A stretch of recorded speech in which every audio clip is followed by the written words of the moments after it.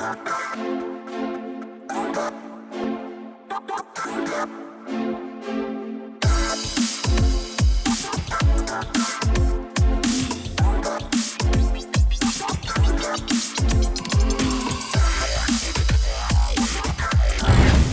to another episode of Your Intention Matters, the podcast. Thank you very much for checking out this episode. My name, of course, is still Paul Madot. I'm thrilled for this one. This is episode number 200 for me. And today I have Mark Smith coming to us from South Jordan, Utah, man. How are things? Things are cold, and but that's okay. I chose to live here. So, and listen, cold is relative. You know, I'm in Toronto, so I think if we compare, I might be colder today in the middle of March. Okay, so I bet you're right. I used to live in Toronto, like I told you, and one of my eccentricities is I lived in Queen West, in just this amazing, right in front of Trinity Bellwoods gates. And when the cold hit, I thought, I'm fine. I'm from Salt Lake City. But Toronto cold it's bitter. And so I would walk to the office every day, it was about a mile, or take the streetcar.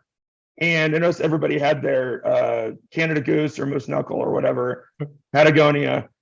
And I was still cold. And so I literally found somebody who sold fur coats out of the back of their car. Right. I bought a full length man fur, fox fur coat, and I commuted in a gigantic fox fur coat, and it was the only thing that made me warm when the winds came off of Lake Ontario.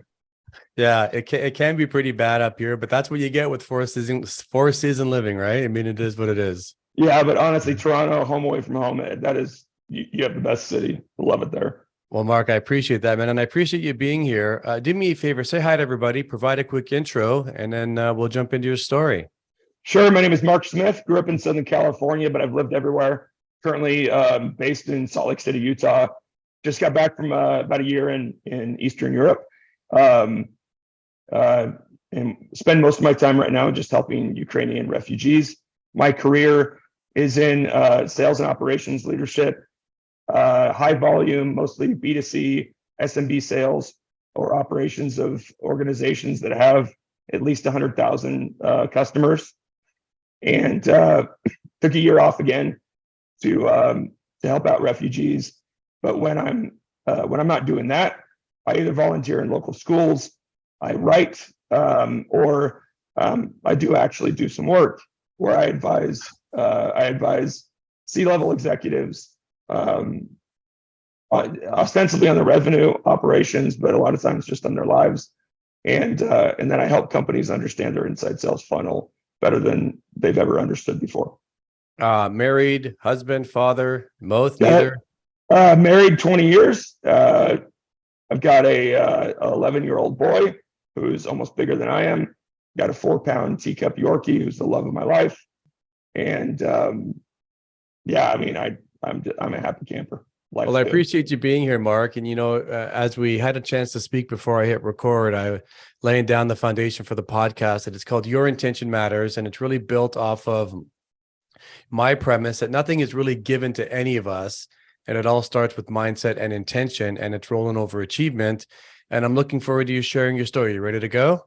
Let's do it. All right, here we go. So I typically like to go back in time with this podcast. Let's go back to BYU, circa late 90s, early 2000s. The dot-com bubble was going crazy, and Hammer Time had just finished up. And I saw on your LinkedIn profile, BYU, and I saw that you took science. And so talk to me about that, because I don't see sales in there. I don't see sales leadership in there. I don't see anything about that in there at all. So were you like so many of us, Mark, when you're during your college days, it was just kind of a means to an end and you'll figure it out? Or did you have a vision for what you thought you'd be doing circa 2023? Okay, so I should be clear. I don't know why. I don't know how to fix this, but I studied political science, and it keeps putting science. Gotcha. But not that much different. I mean, I grew up raised by wonderful mother and stay-at-home mom and brilliant woman who helped educate us. And then my father was a trial attorney. And I thought it was the most exciting thing ever. He argued in front of the Supreme Court twice, and he still has the record for the longest divorce case in California history. And I just thought my father was the coolest dude because, you know, he got to go to court and litigate. So I always thought I was going to be an attorney and take over my dad's firm with my other brother who wanted to be an attorney and was already on that path. And then my probably sophomore year of college, my dad came to visit and he said, "Hey, you know, how do you like college?" I said, "It's great." And he said, "What do you like about it?" I was like, "What's there not to like? I'm on the baseball team. There's pretty girls everywhere. There's hot tubs everywhere. You give me a great allowance. Like, life is good." He's like, "Yeah, okay, son. What about school?" And I was like, Right. "What do you want to know?" And he goes, "Well, do you love writing term papers?" And I said, it's terrible, Dad. It's just like high school. Like, you know, it's the most boring thing in the world." And he said, "You know what it is to be a lawyer, son? It's term papers." I said, "What are you talking about?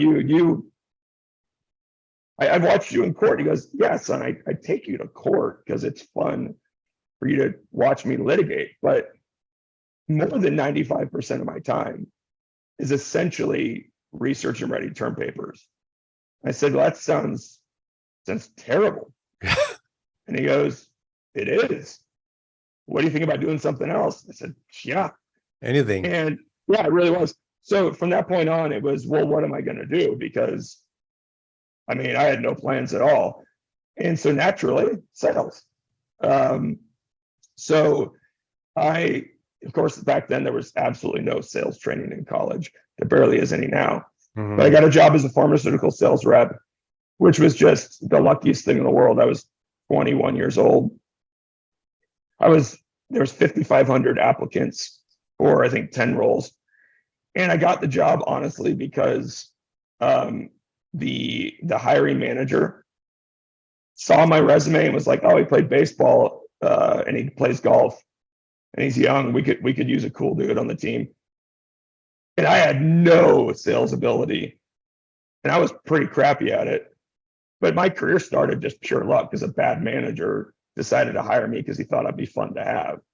And that's how it started. And not to give too long-winded an answer, but I did that for 3 years and I hated every second of every day. And because I'd gotten married at the time and I didn't want to fail, I kept willing myself to be successful, and I was about above average. But it took everything I had emotionally to just hang in there. And one of the reasons was, if this is the most coveted sales job, you know, company car, play golf all the time, and I don't like this, what in the world am I going to do? But I finally had the courage to quit. And my brothers were working in the subprime mortgage industry at the time, like everybody was back in, 2006 or whatever it was. Yeah. And it was essentially a telemarketing job. And I wasn't very good at it for a few months. And then when it clicked, I thought, okay, I know I love sales and I can do this. And so my career took off in inside sales, and then pretty quickly in inside sales leadership, and then the rest is history. You know, Mark, I want to ask you about something, because you're not the first person that I've had on this podcast, or people that I know in my life, who had a vision of being a lawyer. And I had one person tell me that, part of their vision of being a lawyer was watching, LA Law, and these are your fingerprints on the bloody glove and stuff like that, and all these things that you see on TV, but it's not really that. And so you're not the first person saying, well, when you learn that, well, being a lawyer is an honorable profession, it's not really all this dealing with, or like Suits and Harvey Specter. It's very different, right? And so yes. What I'm curious about is your decision to move into sales and how you received it. Because when I first got into sales, I joined Xerox, and I was a sales representative in Toronto, but I didn't know anything about Xerox. I didn't know anything about sales. I had been laid off from a finance job that I had. I was in credit and collections at a bank, and a buddy of mine out of the blue says, "Hey, a guy I went to college with is starting up this Xerox sales office. I think you'd be good at it. Why don't you apply?" And I'm like, "Sales? like I took economics. Like, well, what am I going to do in sales? And so because I had nothing on the go at the time, I'd been out of work for about 6 months. I thought, well, let me go interview. Like, why not? Yeah. And then I accepted the job, and I went into it very much with a, let me give it 6 months and I'll see how it plays out type of mentality. It ended up being almost 10 years of my life over my Xerox run. But in my first 12 months at Xerox in sales, I was 100% commission. Man, did I struggle.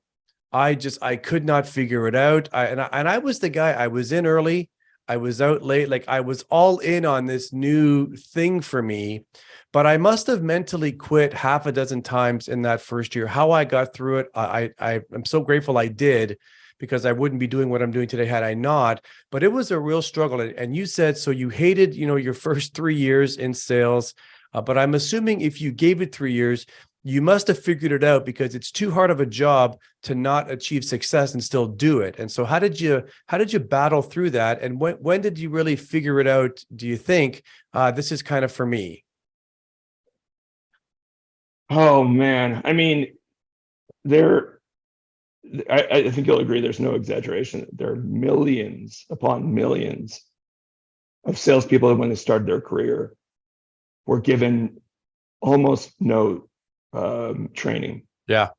They were given overviews. They were given quick meetings. They were given some role plays. But I mean, when you think about, I hate sports analogies, but when you think about what it takes to be a competent baseball player, even if you start with terrific talent, I didn't get to play Division I baseball. I actually got drafted by the Toronto Blue Jays. Big place in my heart for Toronto. Yeah, I didn't know that. But you don't get there without thousands of hours of rigorous training by great coaches.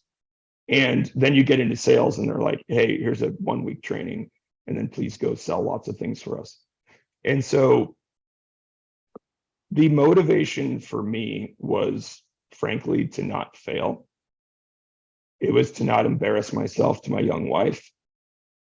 I was so desperate to not be a quitter that I had to just keep going, and experience trained me a little bit. And by the way, I have high regard for the guys that I reported to back then, but because they treated me well, but they didn't train me. Even on ride-alongs, we usually would end up going to play golf, and they were such good salesmen themselves, but when we would go into an office, they wouldn't let me talk. They would just go into sales mode because they loved it. So what kept me going was just an unwillingness to fail, a total fear of what do I do next. It wasn't until my first inside sales job, which I also was bad at because I had literally zero training. What ended up motivating me was skill. When I finally figured it out, there is no motivator like skill. I mean, granted, if you don't pay your people enough, they're going to leave or not work hard. If you treat them bad, they're not going to work hard. But assuming your organization has a decent product, decent service, and good comp, and you don't treat them like trash, the greatest motivator is the person's ability. And so when I finally got enough training really from my peers and started to have success, it was exhilarating. And it wasn't, I mean, it's partly sales. There's something like, back to baseball. I bet you if you talk to the greatest hitters in baseball right now, they will tell you that even at 15 years into their career, when they hit the ball and they know in that millisecond it's going to be a hit, they get a rush of excitement and adrenaline like they were 10 years old. Sales is the closest thing I could find to that. It doesn't matter if somebody says yes to I think the biggest deal I've ever done that, like money transacted at one time was like $4.5 million. I literally didn't feel any better about that than I felt about somebody saying yes to a $10 a month service. Right. And so I just had to stick it through. And what I've tried to do in my leadership career is remember what it's like to be lost and unskilled and sometimes desperate. And I've tried to make sure that I give so much training and coaching to people, either myself directly or through amazing managers who work for me, that we can quickly uncover whether or not they have the skill. And if when they have the skill and have success, it's something they actually are motivated by. And if they are, we're off to the races. If they're not, I can help them find other work because it's not a great fit. But skill, ability, success is the greatest builder of self-confidence. And I've talked before, it starts with, can you do the most fundamental thing? Can you get the quickest win? And that's typically going to be, can you get somebody on the phone? And then can you keep them talking to you for 2 minutes without them using the F word? And then and you get these little jolts of wins. And then after that, like every little bit of progress, and then finally the signed contract. It's just, for people who enjoy it, there's nothing like it. There really isn't. Mark, you talked about your decision after 3 years to move on. And then if I heard you correctly, you said that you got into kind of the subprime home lending, et cetera. And then for anybody that's old enough to remember, you think about 2007, 8, and even 2009 a little bit, the bottom fell out. Did you get out before then, or did you experience that in that industry when the bottom really fell out? So, we could talk forever about this. And in fact, like, have you ever seen the movie The Big Short? I love it. Okay, so Big Short's only flaw is that they didn't even come close to scratching the surface of the stuff we saw. And now I got into that industry because I didn't know any better, and I didn't know that these loans were insane, because I didn't own a home at this point. My parents had always paid cash for houses. So I didn't even know, like my dad didn't even know what his FICO score was, because he didn't know there was one. As my parents didn't use credit. So I didn't know that I was selling stuff that wasn't all that good. But then again, I wasn't doing anything illegal. Like I was never lying to anybody. It was just, I was presenting what turned out to be high price loans. And if people said yes, it was great. But 2 years later, there's no question I knew that this was a massive sanctioned fraud. I mean, when I say sanctioned fraud, you can put blame anywhere you want. I put blame on the economic collapse. I'll put that on the people who bundled the bonds and on Wall Street. But in terms of the subprime crisis, the blame is squarely like 50% government and 50% borrower. Because the government, people don't realize, when we sold the loan, as long as we sold it honestly, didn't manufacture documents or anything. When we sold the loan, the government was immediately purchasing that loan. Like the government, those were their guidelines. And that's oversimplifying it, but essentially you're not generating a loan unless a major organization like the government is backing that loan. And so even the no income stated loans, we weren't lying about income. We were just selling stuff that you didn't even have to have it. So at some point I called my brother, who was the number one manager at the number one at AmeriQuest Mortgage, the number one mortgage subprime company in the country. And I said, hey dude, what are we doing? And he said, we're selling high priced loans to people who probably can't afford houses. I said, how do we keep our ethics? And he said, have you ever lied to anyone? Nope. Do you fully disclose everything? Of course I do. Mark, this is their decision. And it's being underwritten by the government or large banks. If people want to buy these things, they can. But there was no question I saw that crash coming. And it wasn't because I was an economist like you. It was because I was just dumb enough to ask questions like, how is this possible? Right.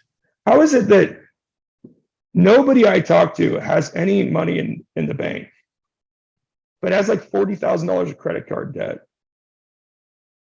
And they all have stated income or no income. Like, how is this possible? And so I knew it was going to crash. And I firmly believe that if anybody at these large banks had spent any time in an AmeriQuest Mortgage Company office for 1 week, the crash would never have happened, because nobody would have been investing in these terrible loans, because they would have said, oh, we just spent a week in this office. This is all fugazi. Like, this is all ridiculous. We should never invest in this nonsense. It's all going to crash.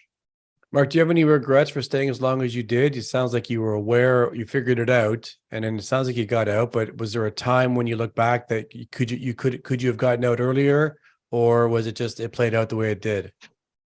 I have no regrets whatsoever. Truthfully, I mean, geez, we can go on this forever. There were people at that company that were flat out manufacturing loans out of thin air. I watched one of the vice presidents of the company at a corporate retreat show people how to forge signatures by using a Coke machine, putting a document up to a Coke machine like an X-ray. Like, there was horrible stuff happening at that company. Wow. But I never, as a rep or as a manager, allowed even the slightest bit of malfeasance. It was take the application, take an honest application based on what these loan products are allowed to qualify people with, present all of the information, and let adults make their own decisions. And people made bad decisions all the time. And maybe this is me just, completely letting myself off the hook.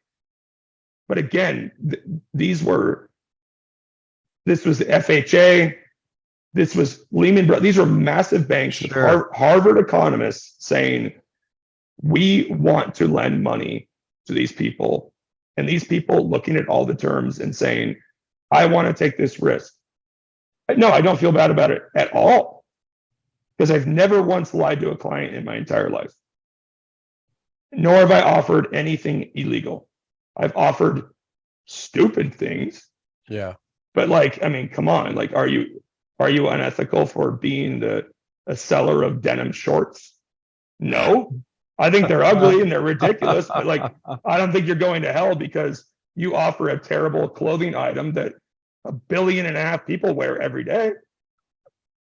So no, I'm with you there, man. I'm with you there. Where there's also, and the way I'm wired is I don't really have victim in my head. I think, well, if something bad happens to me, it's like, oh, I made that choice as well. No one coerced me into doing anything, and so on. And so you talked about your leadership, sales leadership. When you got out of the mortgage game, what did you do next? Were you a sales rep again? Did you start up your own business? Where'd you go and what'd you do? So my leadership started in the mortgage industry, and it really never stopped after that. Okay. I again, long story, but I started out kind of not a very good manager. A lot of the silly stuff that we all do, we have 5 meetings a day and quote Winston Churchill at people, and whatever. By the way, not to put a plug because I don't have a title of it yet, but I'm about 2 weeks away from publishing a book on how to do your first management job without being stupid like me. But luckily, I got really good at it over time. My analytical, mathematical mind helped out quite a bit. Generally, I'm good at leading people. And what I was bad at, I got better pretty quickly with some mentors. And so sort of never left sales leadership at that point. And then was given other responsibilities to run all operations and customer experience and tech support, all that kind of stuff. So I don't actually love sales. I enjoyed it. It gives me that adrenaline. I've made a great living off of it. But it turns out what I love doing is strategy and helping people and organizations do awesome things. And it turns out that inside sales or phone-based operations, that doesn't mean the whole company. I mean, because I've run dealer sales, I've run outside sales, I've run every type of sale you can do. But large organization, high transaction, tons of customer leadership roles, man, like there hasn't been a day that I haven't been excited to get up and go to the office, because you have this dominion in front of you where you can make a decision every day that makes your people happier, wealthier, more stable in their jobs, makes your customers better, gives your customers more value. I mean, that's what I really enjoy. It just happens to be that sales and operations leadership, revenue leadership has been like the perfect thing for me. You know, it's so interesting that you speak like that, because when I mentioned my career at Xerox, and you know, I went through kind of the ladder that most salespeople do, at least in that company: rep, specialist, manager, and so on. And when I became a sales manager, I was brutally ineffective at it. I just I just didn't get it. Now, one of the mistakes I made was I managed with, like, Mark, this is the way I did it in territory. Here's how you should do it. And it was just like, it was a total disaster. I wasn't difficult to work with, I don't think, but I didn't know how to lead. I was a manager, which was just highly ineffective. And why I chose not to do this, I don't understand, but I never asked for help either. I looked at raising my hand to say, hey, I'm not getting this. I'm not very effective, as weakness, as like, well, why are you asking for help? You're the manager. You should figure this out. Yeah. So I didn't take to it at all. I know I was highly ineffective at it. But it sounds like you enjoyed this. One of the things that I struggled with it in my tenure with that was my income became dependent upon other people's results and activities and so on. Whereas an individual contributor, whether I was on a base salary or not, I basically was responsible for my own lifestyle based on what I generated from a sales perspective. And that was a hard thing for me. And so did you struggle with that as well early on? Because you talked about you struggled with it, but what did you do to maybe turn the corner? The time was my biggest friend. And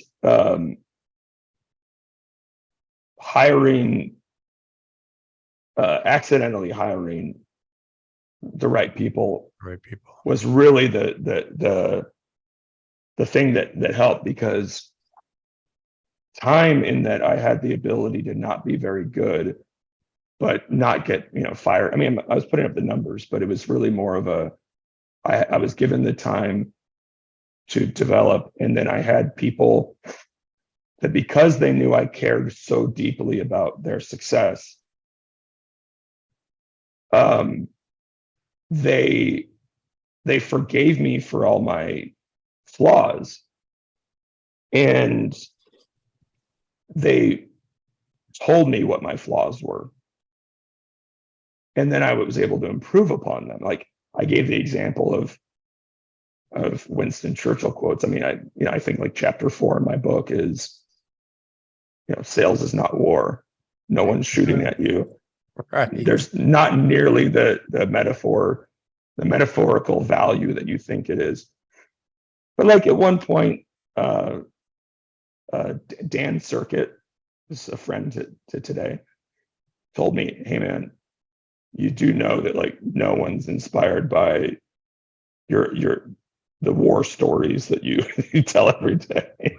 And I was like, oh my gosh. And then Nicole Cora said, hey, like an hour meeting every day, it's just things like that. And then others, like, hey, just do better, or that isn't, we're trying to do better, we don't know how. Like, I just was so blessed by having people that were willing to share with me what I was doing wrong. But the other thing is this is the real blessing. They told me what they loved about me. And so while I was getting this like painful feedback of what I wasn't doing well, they also reminded me, but we all see that you're very smart. You do know your numbers better than anyone else. You care deeply about us. So I had this confidence that I was onto something. Then I had the feedback that of specific things I needed to improve upon. Mark, I want to touch on what you just said regarding, where you care deeply. And I can speak for myself, but I also think that I speak for a lot of sales managers out there, and that is that they don't really care deeply about the person that's on their team. They don't take the time to really figure it out. It's more of hit the number so that we can all go to President's Club and get bonused out and live a nice life and so on. If you had to think about it, where does that come from, do you think? Because I don't know if most people really genuinely care about other people the way that you need to in an effort to build them up in a career mode. I'm not talking family mode. I'm talking about at work mode, because they could be gone in a week. You could be gone in a week. So where does that come from, do you think, for you? I mean, I grew up with parents who cared deeply for others, and we were reminded incessantly that the only value that you have in life is to help other people. Now, I'm not saying I wasn't raised with amazing things. Like my family, we lived very middle class, but I knew we had money. And I never had to really want for anything in my life. And so I knew the value of money. I knew the value of, a house and a car and things like that. But aside from that, my parents pretty much told us that the only value to money and talents is to help other people, whether your family or others. And so that was always ingrained in me. And then I think playing team sports really helped with that. And then I think selfishly, it feels so good to know that you have done something to make someone's life better. This is going to sound unbelievably cheesy, but it's true when I say that one thing that's actually held me back financially, even though I've made a great living, there's a reason I don't really have to do a lot of work right now. But I got way more adrenaline, way more satisfaction out of helping other people make money than I did making money for myself. So I've always been accused of being way too rep centric, and I definitely haven't like hard nosed negotiated my own comp like other people. I mean, I've made plenty of money, but like I look back and I was always more concerned with, can we get the right, can I use my political capital to get better tools or better support or better compensation for my people? Because it just feels so amazing to see the look in someone's eyes when you teach them something and then they do it and they have success. And it's just like, I mean, it's like selfless altruism. Like I love seeing that success in others, but like, I'm not going to be a liar and tell you that it doesn't give me just the most immense personal satisfaction that I'm somehow, I mean, there's like three things I want to accomplish in life. And one of them is to be known as somebody who gives more than they take. And it's just the greatest thing ever to know that you've given somebody something, whether it's, I don't know, it's a phrase to use that helps them make another sale, or it's something that they look at you like, oh my gosh, you taught me something and I'm going to make some more money this month. Like, it's like, who doesn't want that? Mark, I'm so glad to have you on this podcast. It's been refreshing to have you on. I really feel like we've been at this for, I don't know, almost half an hour now. I feel like we've just scratched the surface, like sincerely. Would you come on again? I'd love to have you on again, because I think there's more that we can talk about that would benefit the audience. Would you come on again? Are you kidding me? I'd love to. Amazing. All right, good. Well, I'll tell you what then. Let's wrap up this episode right now. This is a good starting point. I appreciate you sharing your story so far about you had this vision about becoming a lawyer, and then your dad sat you down and said, yeah, that's part of it, but here's the majority of it. And you're like, yeah, anything but, Dad. Okay, I'm glad we figured that out. And then why not get into sales? And like most of us in the world of selling and sales, you struggled early on. You figured it out though, and then here you are. Some big decisions along the way where you tried it out for 3 years. You got into mortgages. You figured that out. You made a change. And I'm so thrilled to have you on, and I can't wait to continue part 2 as we look to do it again, if you're down. I'd love to. Fantastic. All right, everybody. We're going to wrap up this episode right now. Remember, your intention matters. Why? Because that's the result you'll tend to get. We're out of here. We'll do it again with Mark next week. Thanks very much for joining us, and stay safe.